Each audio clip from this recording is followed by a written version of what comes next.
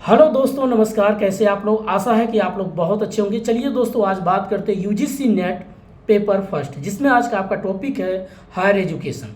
Higher education में दोस्तों हमें क्या क्या यूनिट को ध्यान ध्यान से पढ़ना है, एक एक करके आज बात करते हैं।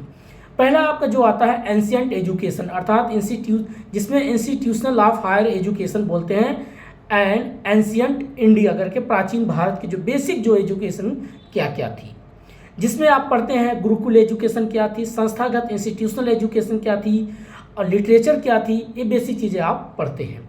अब एक एक करके बात करते हैं। जिसमें आपका संस्थागत इंस्टीट्यूशनल तरीके से आप पढ़ते होंगे तक्षशिला कि जो तक्षशिला विश्वविद्यालय कहाँ पर पाई जाती है और यहाँ पर किस प्रकार का एजुकेशन दिया जाता था। दूसरा आपका नालंदा विश्वविद्यालय कहाँ पर है और इसमें किस प्रकार का आपका एजुकेशन दिया जाता था। विक्रमशिला, जगदाला, ये कहाँ कहाँ पाया जाता और किस प्रकार की आपकी एजुकेशन दी जाती थी। इसमें क्वेश्चन पूछता है। और ये किस धर्म से सबसे ज़्यादा कोरिलेशन था दोस्तों, तो इनका बुद्धिज्म धर्मों से सबसे ज़्यादा कोरिलेशन था। और दूसरा हम पढ़ते हैं इसमें जो आपका आर्यों का बेसिक कॉन्सेप्ट बनाते हैं, जिसमें आप सुने होंगे किताबों में जो लिखा दोस्तों वही बात करता हूँ। मेरी कोई अपनी मन की बात नहीं है कि बाई चांस कभी कोई उसको एडिट करे या कोई कुछ करे, ऐसी मत समझना। जो किताब में है मैं किताबी बात करता हूँ दोस्तों। पहले मैं किताब पढ़ता हूँ, ये देखिए, इसी किताब को पढ़ के फिर मैं आप लोग को बताता हूँ। ठीक है, अब सुनिए। दूसरा आपका होता है गुरुकुल। गुरुकुल जो लिखा गया है दोस्तों, अब उसमें आर्यों का बेसिक कॉन्सेप्ट होता है, जिसमें आपका 10 मंडल पढ़ते होंगे, 4 वेद पढ़ते होंगे, 18 पुराण पढ़ते हैं। तो ये लोगों ने क्या हुआ, अपनी एक कागजी तरीके से लेखन क्रिया कर करके अपना लिखे हैं और गुरुकुल में एजुकेशन देते थे। गुरुकुल जो इनकी बेसिक कॉन्सेप्ट था, इसमें कुछ संस्थागत क्या क्या बनाए थे, कुछ इसको वर्ण व्यवस्था पे डिवाइड किया गया था लेटर वैदिक काल में ही। उत्तर वैदिक काल में इसको डिवाइड किया गया और ऋग्वैदिक काल में जो आपका प्री ऋग्वैदिक काल जिसको बोलते हैं प्री वैदिक काल में, वहाँ पर क्या था, वर्ण व्यवस्था नहीं था। लेकिन लेटर वैदिक काल में क्या हुआ, आपका वर्ण व्यवस्था देखने को मिलता है, जिसमें ब्राह्मण, क्षत्रिय, वैश्य और शूद्र। तो उसी प्रकार से एजुकेशन देने की इनकी बेसिक अपना एक पद्धति बनाए थे, आधार बनाए थे, एक प्रिंसिपल था। अब इनका प्रिंसिपल क्या था, जो शूद्र होते हैं उनको एजुकेशन नहीं दिया जाता, बल्कि ब्राह्मण जो एजुकेशन देता था, क्षत्रिय को और वैश्य को। अब ये जो एजुकेशन देते थे, किस प्रकार का इनका एजुकेशन था, एक इनका होता मौखिक होता था, लिखित तो बहुत कम, मौखिक देते थे। बोलते हैं कि भाई पीढ़ी दर पीढ़ी हम लोग ढो करके लेके आए, ऐसे किताबों में लिखा है। लेकिन हमें वो टॉपिक पढ़ना है, ये कौन कौन सा एजुकेशन देते थे। इनका पूछा जाता है ऋग्वेद, यजुर्वेद, सामवेद, अथर्ववेद, ये चारों वेद के बारे में पूछता है। जैसे ऋग्वेद किस चीज़ का उल्लेख करता है दोस्तों, तो ऋग्वेद जो है आपका मंत्रों की बात करता है। यजुर्वेद किस चीज़ की बात करता है, उन मंत्रों का जो बेसिक होता था आपका प्रोज एंड पोट्री, गद्य एवं पद के माध्यम से लिखित होता था। आपने जैसे पढ़ा होगा जो रामचरितमानस हो गया या इनका जो भगवत गीता हो गया, आप देखते होंगे पहले एक श्लोक लिखा होता है, फिर इस श्लोक में उसकी फिर हिंदी में व्याख्या की गई है।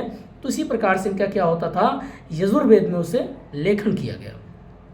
एक होता सामवेद। सामवेद में क्या किया गया, उन्हीं मंत्रों को एक संगीत के माध्यम से गायन क्रिया करके उसमें क्या किया गया, उच्चारण किया। आप देखते होंगे सुबह सुबह कहीं पर हनुमान चालीसा होती है तो लोग उसको एक गायन तरीके से क्या करते हैं, उच्चारण करते हैं। या गायत्री मंत्र है तो उसको उच्चारण करते हैं, जैसे कहते हैं इतनी शक्ति देना हमें दाता, मन का विश्वास कमजोर होना। तो वो मंत्र है जो भी इसको एक गायन तरीके से क्या करते हैं, उच्चारण करते हैं। या ओम भूर्भुवः तस्सवितुर्वरेण्यं भर्गो धीमहि धियो यो न प्रचोदयात्, जिस प्रकार से उसको क्या एक लय के सुर के साथ क्या होता है, मंत्रों को उच्चारण किया जाता है। अपनी देवी देवताओं के सामने बैठ के वो लोग व्याख्या करते हैं, गायन करते हैं। इसको बोलते हैं आपका सामवेद। और चौथा है आपका आता है दोस्तों अथर्ववेद। अथर्ववेद मीन्स होता है जिसमें आपका मैजिक हो गया, कृषि हो गया, मेडिसिन हो गया, इस प्रकार की सारी जो बातें उसमें उल्लेख किया गया उसको बोलते हैं अथर्ववेद। तो ये 4 वेद है, ऋग्वेद, यजुर्वेद, सामवेद, अथर्ववेद। तो ऋग्वेद में मंत्र आया और यजुर्वेद में उन मंत्रों को एक प्रकार से प्रोज या पोट्री के तरीके से लिखन किया गया, फिर उसकी जैसे रेफरेंस होता है, कॉन्टेक्स्ट होता है, एक्सप्लेनेशन किया गया। फिर आपका थर्ड जो होता है सामवेद, उन्हीं मंत्रों का क्या हुआ, जो मंदिर होता है उस मंदिर में ढोल मजीरे के साथ क्या किया जाता है, गायन किया जाता है, गाया जाता है। अथर्ववेद में क्या किया गया, वहाँ पर आपका जादू टोना, कृषि और मेडिसिन की बातें व्याख्या की गई। ये 4 वेद होते हैं। अगला इससे पूछता है, फिर आगे जब पढ़ोगे आपका जो संस्थागत तरीके से, जैसे तक्षशिला विश्वविद्यालय इंस्टीट्यूशनल तरीके की, इंस्टीट्यूशनल तरीके जो संस्थागत तरीके से बात करता है कि पूछ लेगा तक्षशिला कहाँ पर पाया जाता है। तो प्रेजेंट टाइम अगर देखा जाए तो ये पाकिस्तान में है, लाहौर के आसपास मिलता है।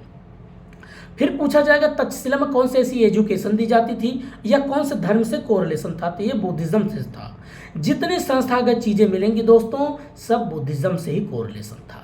और जो लिटरेचर मिलते हैं, कागजी मिलते हैं, सब ये आर्यों का बेसिक अपना कॉन्सेप्ट था। अब पता नहीं कहाँ से कौन कॉपी पेस्ट किया गया, अलग ही मैटर है, अभी इस पर रिसर्च चल रहा है। बाकी धीरे धीरे सब पोल खुलेगा ही, हमें बस उतना ही पढ़ना है कि बेसिक क्या क्या था और इसका क्यों एग्ज़ाम में पूछा जाता है। चलिए आगे बात करते हैं। तो आपका तक्षशिला हो गया। तक्षशिला में क्या किया गया, यहाँ पर मेडिसिन के बारे में बात किया जाता है।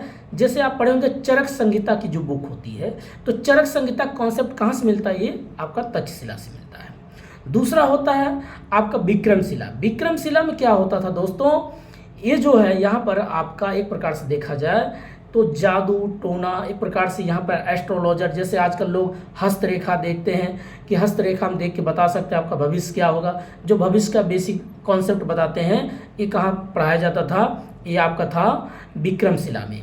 तीसरा आपका आता है नालंदा विश्वविद्यालय। नालंदा विश्वविद्यालय में क्या सिखाया जाता था, वहाँ पर आपको जैसे फिजिक्स है, केमिस्ट्री है, बायो है, इन सब चीज़ों को जैसे आज पढ़ते यही सारी चीज़ें पहले वहाँ भी पढ़ाया जाता था।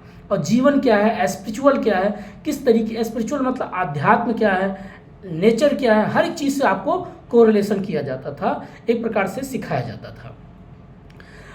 और बाकी आपका जगदाला आता है। जगदाला भी आपका बिहार में है।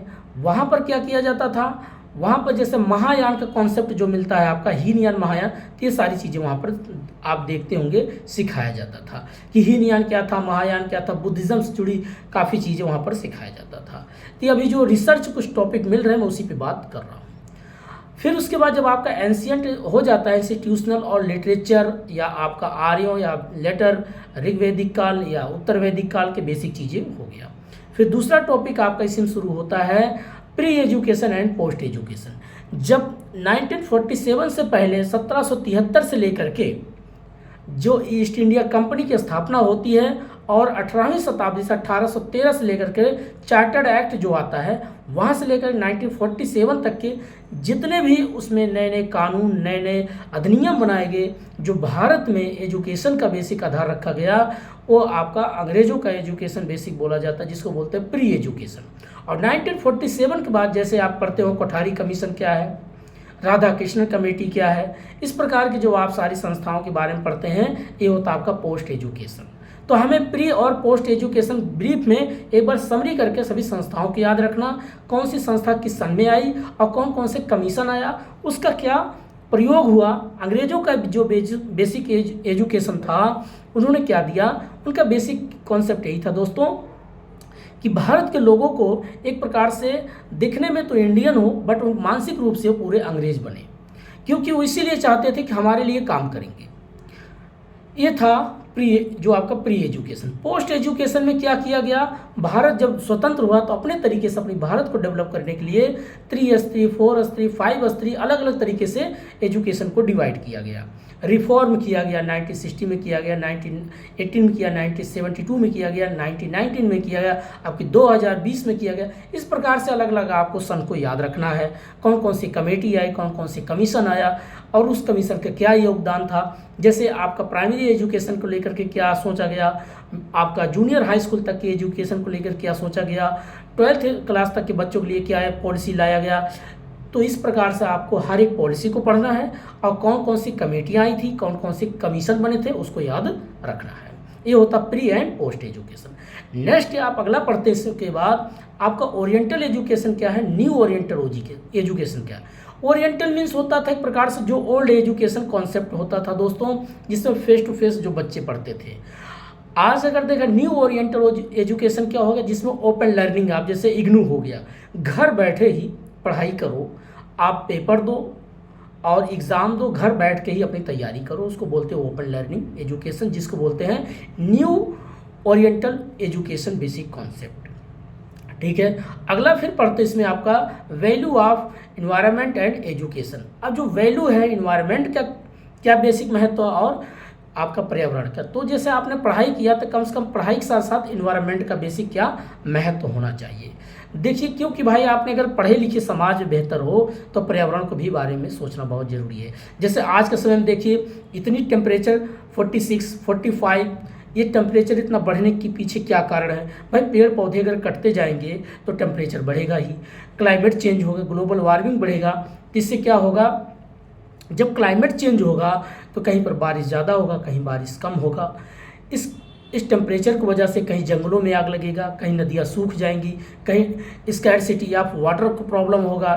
तो जब आपका पानी की दिक्कतें होंगे तो वहाँ से लोग प्लान करेंगे। हर एक टॉपिक को आपको अच्छे तरीके से कोरिलेशन करके जोड़ना है, ठीक है। इसीलिए आपका value of education and environment दोनों को एक साथ जोड़ करके बातें समझाया गया है।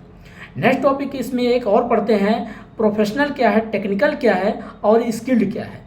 प्रोफेशनल मीन्स होता है जैसे मैंने अगर कोई चीज़ किसी ने मुझे फीस दिया, मैंने पढ़ाया, फिर वापस अपने घर पे आ गया, ये है बी प्रोफेशनल। एक होता है स्किल्ड बेस, क्या पढ़ाई जो आजकल है क्या बच्चों को स्किल्ड बनाया जाता है। जैसे आप 12th क्लास कर लिए, आप बीए कर लिए, बीकॉम कर लिए, बीएससी कर लिए या बीटेक कर लिया, जिस फील्ड में आपने पढ़ाई किया कि आपके अंदर वो उस हिसाब से आपके पास स्किल्ड है। अगर मान लीजिए मैं बीटेक किया या कोई बीकॉम किया, क्या उसको अगर मान लीजिए मैं कॉमर्स ही किया तो क्या मुझे डेबिट क्रेडिट के बारे में नॉलेज है, क्या मैं प्रॉफिट एंड लॉस किसी कंपनी का या किसी छोटे से दुकान का बैलेंस शीट के बारे में मुझे जानकारी है, या कोई बीटेक कर लिया है तो क्या वो एसी या फ्रिज कूलर बना सकता है। अगर उस स्किल्ड बेस्ड एजुकेशन लिया है तो समझो एजुकेशन ठीक है। तो इसीलिए बांटा गया प्रोफेशनल क्या है, स्किल्ड क्या है और टेक्निकल क्या है। टेक्निकल फील्ड जैसे आपका बीटेक हो गया, आईआईटी हो गया, ये सब क्या है, टेक्निकल फील्ड है। तो जो हमारी एजुकेशन बेसिक आधार है, अगर बच्चों को प्रोफेशनल भी सिखाया गया, स्किल भी सिखाया गया, टेक्निकल नॉलेज दिया गया, और कल जा करके अगर मान लीजिए अपने रोजगार कोई क्रिएट करते हैं, कोई नया चीज़ का निर्माण करते हैं, तो ये 10 लोग को रोजगार दे सकते हैं। इस पे बात होनी चाहिए, ये बेसिक बात इसलिए हायर एजुकेशन में जोड़ा गया है। अगला टॉपिक इसमें आपका आता है जिसमें पूछा जाता है कि एडमिनिस्ट्रेटिव क्या है, पॉलिसी क्या है और गवर्नेंस क्या है। तो एडमिनिस्ट्रेटिव मीन्स होता प्रशासनिक जो फील्ड होता है जिसको ब्यूरोक्रेसी बोलते हैं, जिसमें आपके आईएएस, आईपीएस, आईएफएस, आईआरएस होते हैं। ये लोग क्या करते हैं कि गवर्नमेंट की जो पॉलिसी होती है एक ट्रिकल डाउन, एक धरातल तक सारी व्यवस्था तक पहुंचाते हैं। एक आईएएस क्या करता है, आईएएस का बेसिक क्या है, ब्यूरोक्रेसी, एक नौकरशाही की नौकरी है। उसको पावर इसीलिए दिया गया सिस्टम को बनाए रखना, ना कि किसी दंगा फसाद करना। कोई गरीब हो चाहे अमीर हो, उनकी व्यवस्थाओं को बैलेंस करना, अर्थात दो लोग की फाइटिंग अगर हो रही दो गांव का तो उस व्यवस्था को बैलेंस करना, इसलिए पावर दी गई। और गांव में अगर कोई मान लीजिए बीडीओ है, सीडीओ है, कानीगो साहब है, तहसीलदार साहब हैं, लेखपाल साहब जिसको बोलते हैं, पटवारी साहब हैं, तो उन लोग के माध्यम उनको क्या करना, सबको इकट्ठा करके और सबको जो गवर्नमेंट की बेसिक पॉलिसी है और ज़मीनी स्तर तक लोगों तक पहुंचाना, ये होता है आपका ब्यूरोक्रेसी। पॉलिसी जो कहाँ पर बनती है, आपके पार्लियामेंट में बनती है, आपका विधानमंडल में बनता है, स्टेट में तो विधानमंडल बनेगा, जिसमें आपका विधान परिषद क्या है और विधानसभा क्या है। तो केंद्र में जैसे आपका लोकसभा है और राज्यसभा है, तो वहाँ पर साइन आपका राष्ट्रपति करता है, यहाँ पर आपका राज्यपाल करेगा। तो जो आपकी पॉलिसी बनती है, उस पॉलिसी बनने के बाद फिर ब्यूरोक्रेसी के पास आता है।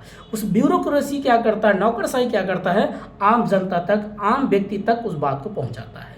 हर एक योजनाओं को उससे क्या करता है, जागरूक करवाता, योजनाओं को लाभ देता है, ठीक है। और उसमें गुड गवर्नेंस एक टॉपिक आता है। गुड मतलब अच्छा शासन, सुशासन व्यवस्था बनाए रखना, लॉ एंड ऑर्डर मेंटेन रखना।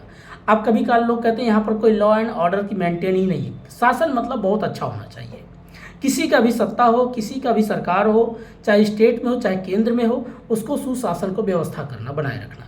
अब इसमें जो आपका उनका बेसिक मशीनरी सिस्टम है, जो भी हैं, जैसे ब्यूरोक्रेसी में आपके आईएएस है, आईपीएस है, तो आईपीएस क्या करेगा, पुलिस क्या करेगा, जो दंगा फसाद उसको बैलेंस करना है, जो अपराधी है उसको उठा के जेल में डालना है। किसी के अगर काम की सुनवाई नहीं की, उसको सुनवाई होनी चाहिए, तभी तो लोग कहेंगे बहुत अच्छा सुशासन है, हमारी बातें सुनी जाती। जिसमें 3 कॉन्सेप्ट आता है। ई का मतलब होता है एफिशिएंसी होना, इफेक्टिव होना, इकोनॉमिकली होना, कि मतलब आर्थिक रूप से होता है, अकाउंटेबिलिटी भी होता है, जवाब देते हैं, जवाब लेते भी, एफिशिएंसी सभी तक, एक क्षमता सभी तक चीज़ें अफोर्डेबल होता है, पहुंच होती है, इसकी बातें कौन करता है? ये जो ब्यूरोक्रेसिक पार्ट होती है, ये लोग उस सुशासन को बनाए रखते हैं। तो थोड़ा इसमें पॉलिटी की भी बातें याद रखना। पॉलिटी में कुछ पूछेगा, टोटल कितने इसमें पार्ट हैं, कितने इसमें अनुसूचियां हैं, कितने इसमें आपका अनुसूची के साथ साथ कितने इसमें अनुच्छेद हैं, ये बेसिक चीज़ें पूछता है।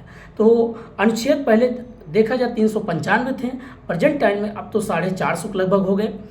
अनुसूचियां जो हैं, पहले ये अनुच्छेद था, सॉरी दोस्तों, अनुच्छेद 395 थे, प्रेजेंट में आपके 450 के लगभग हो गए हैं। दूसरा आपका अनुसूची, जिसको शेड्यूल बोलते हैं, शेड्यूल टोटल जो पहले 8 थे अब जो है 12 हो गए हैं। पार्ट पहले 22 थे अब 25 हो गए हैं। और संविधान को बनाने में कितना दिन लगा? बेसिक 2 साल 11 महीना 18 दिन, ये बेसिक उसमें कॉन्सेप्ट भी जोड़ता है। और उससे प्रियम्बल के बारे में पूछता है, कौन कौन सा टॉपिक, जैसे बंधुत्व क्या है, समाजवाद क्या है, पंथ निरपेक्ष क्या है, लोकतंत्र क्या है, गणराज्य क्या है, ये बेसिक टर्म को आपको समझना बहुत जरूरी है। संविधान को कब लागू किया गया? 1949 बना, 1950 में इसको लागू किया गया 26 जनवरी को। तो ये बेसिक टर्म को आपको समझना बहुत जरूरी है, क्योंकि पॉलिटी से भी क्वेश्चन पूछता है दोस्तों। ठीक है, अगला इसमें जब पॉलिटी के काफ़ी इसमें जो टर्म पूछता है कि राष्ट्रपति का चुनाव कब होता है, राष्ट्रपति की उम्र कितनी होनी चाहिए, या राज्यपाल कैसे सिलेक्ट किया जाता है, सुप्रीम कोर्ट का न्यायाधीश कैसे सिलेक्ट किया जाए, चीफ जस्टिस कैसे सिलेक्ट किए, कुछ थोड़ा टर्म को याद रखना है।